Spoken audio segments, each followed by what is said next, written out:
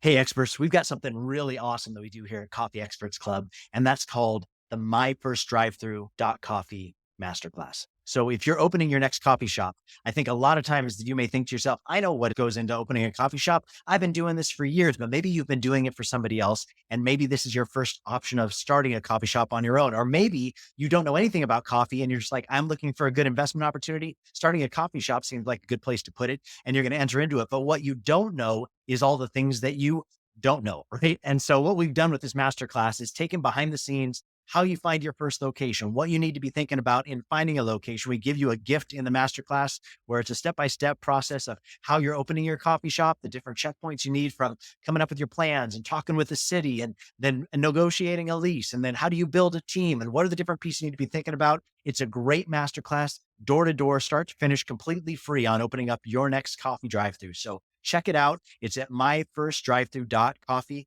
and it's a great masterclass. You won't regret it. We'll see you on the inside there.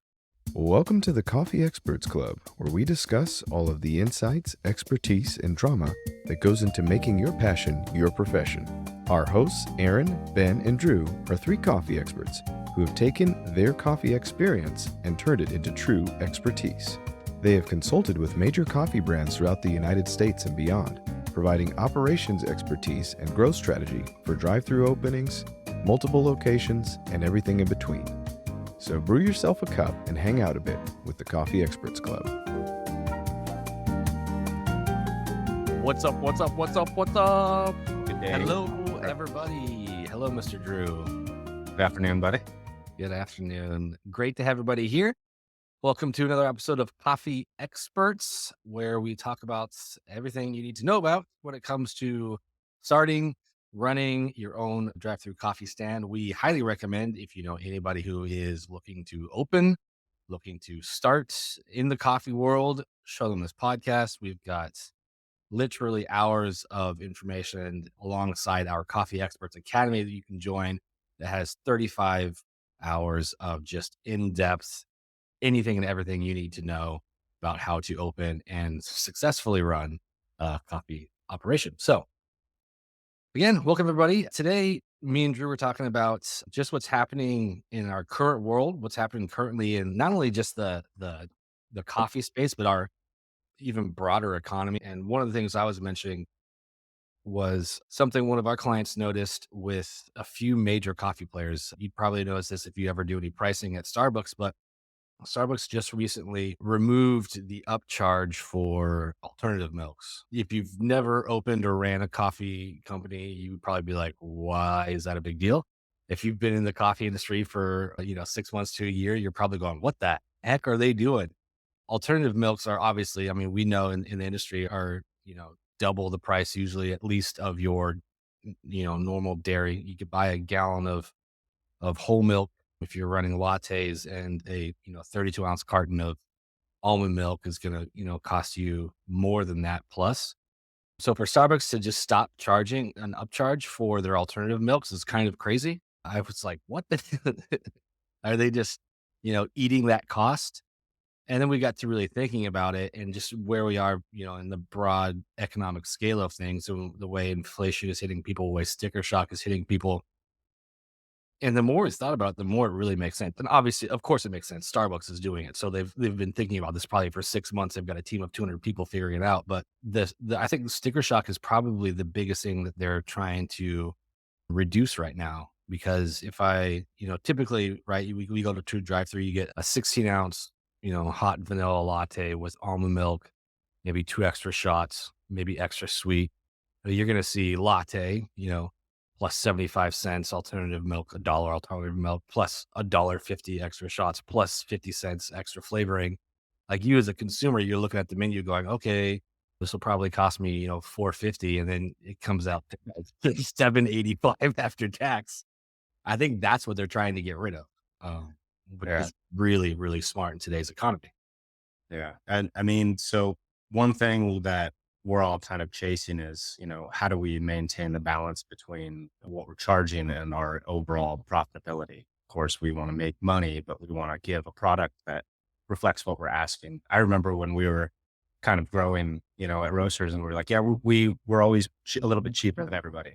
Yeah. We would do our market research and look at all of the local brands around us and see what they're doing and what they're charging and how they're doing things. And we wanted to stay below that line for a long time, almost over half the existence of roasters. Mhm. There was a certain point that we reached where we are like, well, we know we provide a great service. We know we provide a top tier product. We know that our baristas are knowledgeable. And so how do we want to raise the prices to kind of reflect that? Because we put a lot into it. So, you put a lot in, you're hopefully going to get some out of it on the other end, Mhm. rather than just squeaking by. So I remember when we were thinking about raising the prices and how to do it and on what items made the most sense to give the consumer the experience that they're paying for. And right now, at least, in the US, from what I hear through different channels that I hear that from news outlets and from them and from Aaron, things are getting really expensive, and not just Mhm. coffee things, not just milk things, everywhere. And so when you're a consumer is going to Fred Meyer or Walmart or Safeway and seeing, the price of everything going up, that's their everyday life. That's what's happening Yep. constantly. Everybody shops, once a week, twice a week. You got a family, got to go shopping all the time. And so our our little coffee world that we exist in, we want to be not just another place they stop, but kind of a haven. And that's kind of how it's always been. And the next third place that people can come and comfortably exist. So I say all that roundabout way to say, in order to kind of maintain the ability to be a place where they're comfortable coming, how can we sidestep, looking like we're also gouging Yeah. because we have to raise the prices to stay alive. And I think Starbucks limiting what gets printed out. I mean, they print it out and slap it on the cup, right? So full transparency. How can they make that little receipt go from spanning the whole 20-ounce cup to just being a little Yeah. portion of it? And I think, you know, working it into the price for everyone is a really smart way to, at least for optics, make the experience seem less expensive. Mhm. Yeah, I mean, let's be real here. It's not like they're dropping that cost. That's being built into the retail price point. So, like, Yeah. it's totally less noticeable for my drink to go from, maybe back in December, the same latte was 475 is now 550. That's way less noticeable than if that sticker, like you're saying, goes from 5 line items down to 1, and when it comes to the price breakdown. So they're definitely recouping that. But I think you're right. It's like it's almost like the consumer is dying the death of a thousand cuts right now because like Mm. you go to the grocery store and you're like, oh my God, this is so expensive. And then you go to McDonald's and you go, oh my God, this is so expensive. And then you go to out to eat and you're like, oh my God.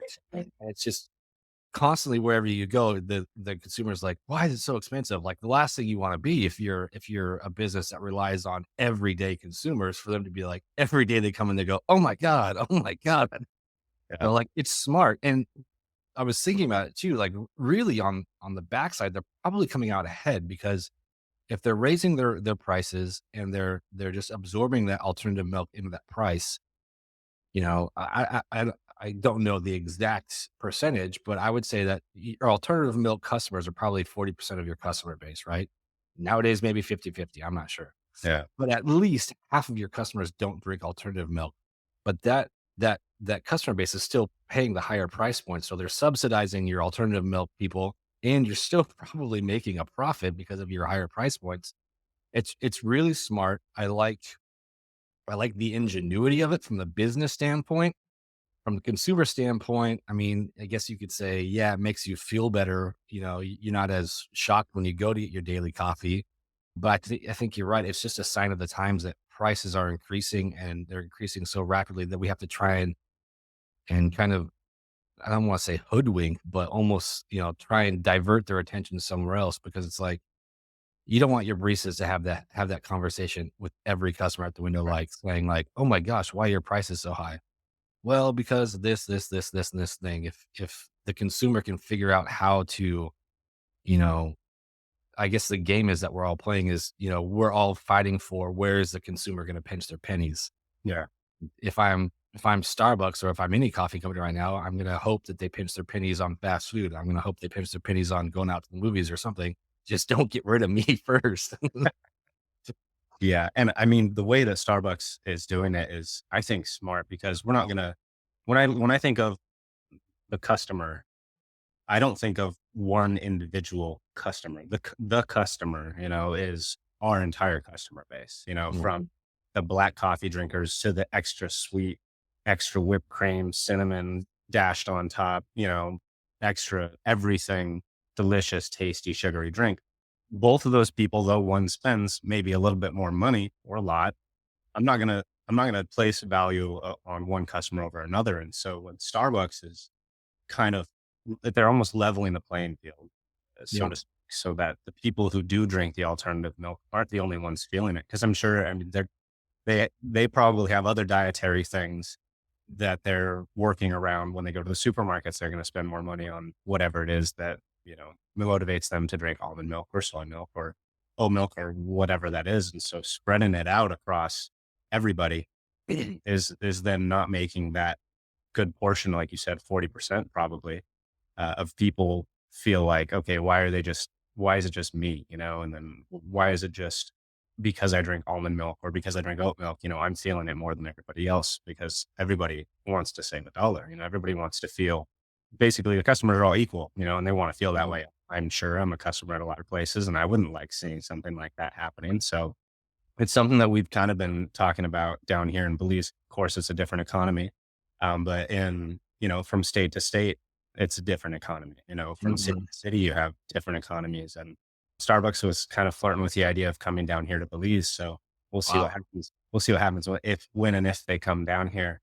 But something that we have worked around is, different taxes, and different wages. When we first opened, there was no minimum wage here, no government mandated minimum wage. That came, $5. And there's no projected increase, government set increase. But when that does happen, if that does happen, or if taxes increase, or it's a small government, things can change, we're going to be having to do the same things. And Mhm. almond milk, oat milk, we charge, two or three, I think $2 to add it to your drink. And we're not quite to Starbucks's level, but if we do get to that point, it would be smart to kind of spread it out over everything and everyone and stop charging for it. You might actually attract more customers because, you're balancing, should I charge more and just serve less customers who can afford it? Or should I keep my drinks a little bit less expensive and then hopefully, have more customers to purchase it because more people can afford those things. Yep. I would like to think lower cost means more customers, but that's not always going to be the case. But yeah, I mean, we're going to have to cross that bridge when we reach it. Yeah, and I think you could be generous with that if you wanted to go that route. It's not like you have to, if you're charging a dollar, $2 for alternative milk, it's not like you have to raise the retail price on all of your drinks by $2 just in case all of those drinks, now get alternative milks. You could say, you could break it down to by percentage and say, hey, I sell 300 drinks a day, 150 of those are alternative milk. So if I'm charging alternative milk for $2, only half of those drinks are getting alternative milk. So maybe I only have to raise prices by $1. And that would do that sort of spreading out effect like you're talking about. It would give you the ability to cover your bases on your alternative milks, and it would give you less of a price increase that might be shocking to a customer. I doubt that's the way Starbucks did it. I bet they said, how can we spread this out while also making more money? Because they're a publicly traded corporation, right? Right. Their point is to make more money. But I think if you were a smaller coffee company with sub double digit locations, and this was a strategy you wanted to use, I would probably go that route. Because if you do have customers who are like, why the increase? Then you can go the more philanthropic route, like you were just explaining. Like, we're just trying to spread the costs out. Costs are high for everybody, and here we want to spread it out across everybody, so nobody's really feeling the big burn. That could be a good strategy. That's probably something I would do, and it gives you a good marketing points. It cuts down on that sticker shock at least a little bit, and I think helps spread stuff out. Could you do that with espresso? I don't think so. I mean, it all kind of depends, right? It depends on what people drink and who's going to be asking. Sometimes you raise prices, customers don't say anything. Sometimes you raise prices and every customer is going to say, going to say something. And it's also, I think, if you spread it out over every drink and, like you said, balance it so that the cost doesn't just go in towards one consumer, but all consumers, it gives you the opportunity to do, more pointed deals towards your entire demographic of your customer, rather than like, okay, well, all of our alternative milks are expensive. We're going to have to raise prices. So let's just promo things for people who get alternative milk. But then Mhm. there's half of your business who's like, well, my drink doesn't, I get a black coffee. What about Yeah. my deals? Something that we do here, and we're really deal heavy. And it's just kind of how we were we were brought up in the coffee world. And it works for us. We like giving deals. We like creating that community and creating that consistency. So in a way of, let's spread it out over our entire menu. And then, week after week, let's hit one part of our demographic with a deal till everybody on the other, when the dust settles on the other end, everybody feels more comfortable and forgets that we raise prices at all, right? Yeah, exactly. Right. Yeah. I I do mean, that's what agree. necessarily do when it comes to raising prices. Like if we raise prices tomorrow, the next day you better bet that drink is going to be $2 off or Yeah. for $2. Like, and then it's true though. Like if you raise prices, go through your main menu items. Everybody has their top 5 menu items. We're raising prices by $1. I mean, here in Washington, it's a necessity because we do have a built-in minimum wage increase every year. So if you operate in Washington, you kind of have to have this increase built in. If I'm going to increase, if it's going to be drastic, I'm going to the next day, my top seller is going to be $2 off. And that's going to run for a couple days. After that, my second best seller is going to be $2 off. And just you're running through like a week and a half of deals. And then, yeah, just like you said, people are like, oh, yeah, I forgot that's what they raise prices or they're just used to it at that point. There's a lot of things you can do. And I hate the word hoodwink. Hoodwink's not the right word, but it's more of like diverting their attention away from what you have to do. Like if you have to do something, don't go out there with a neon sign that says, "Hey, by the way, your coffee costs more now." Yeah. It's more, and that's something we always talked about too. Is like if we have to raise prices, how can we meet that rise in retail price with the quality that it deserves? So it's not like just jacking up the prices and they get the same quality. How can our service be better? How can our product be better? How can our, baristas treat people better so that at least even if you can't divert their attention away when they come in and they're like, "Oh my God, this is expensive," but it's so worth it. Mhm. Yeah.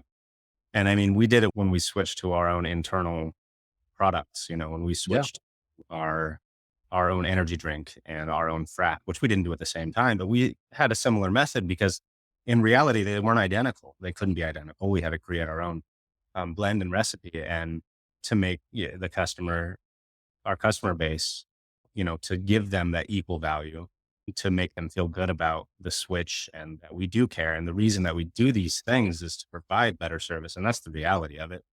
If we don't raise costs and all of our expenses get raised, it's going to provide less value to the customer. So really that's the angle that we're taking, and giving them, a deal, extra punches or whatever your reward system is, Mhm. to give the customer back at least in some part for a short amount of time during the transition, to give them back that value. They appreciate it, and it gets reciprocated. Yeah. It's not such you don't want them to feel separate from your brand. You want them to feel like they're part of your brand, because they are. Without customers, we have no brand. We have no business. We have no way to continue doing what we do. And so when prices get raised on me at Walmart, and suddenly my milk is way more than it used to be, I don't feel like I'm part of the Walmart brand anymore. But if, they give me a deal on that milk for the first month, I'm going to feel a lot better after that month. Yep. So Yep. just in black and white terms, I haven't been to Walmart in forever. I do know that they do raise their milk prices on me sometimes. Yep. I think moral of the story is, always keep an eye on what Starbucks is doing operationally, just because they've got teams and teams of people that are doing the math on it, doing the market research on it. Always keep an eye on what they're doing, and then just say, how can we translate this into our own culture that fits with what we even want our company to be when it comes to, what we're charging the customer, what we're giving the customer. And I mean, if we can sort of merge both those things, then I think it's a win.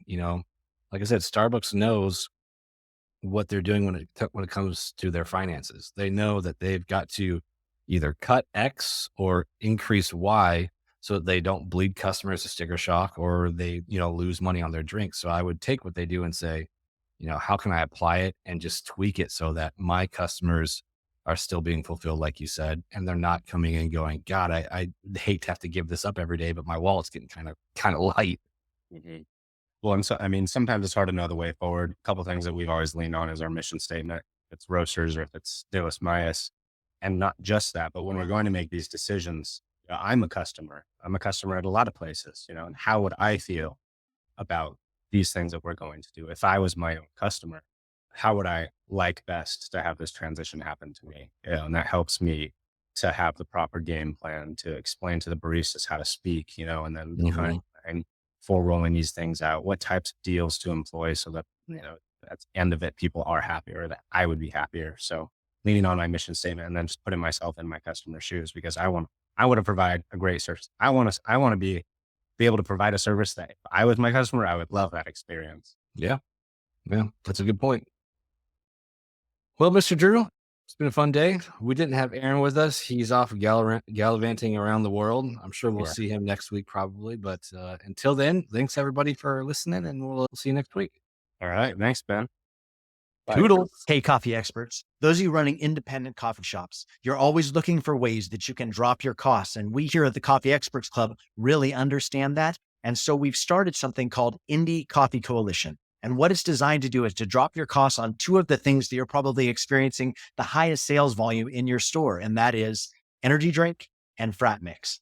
Those two line items, we've created our own products and are offering you those products at a reduced cost so that you can cut out the Red Bull of America. You can cut out the main lines of energy drinks that you're doing and serve your own energy drink at a reduced cost on a line item that you're probably already making a lot of sales on anyway. The best way that you can grow sales is by dropping your costs and maintaining a current volume. So check us out at indiecoffee.co, and we'll love to tell you more there. Thanks so much for joining us today. For those of you who are looking to become a coffee expert yourself, we offer an incredible, thorough training online for opening your first coffee drive-thru at www.myfirstdrivethru.coffee.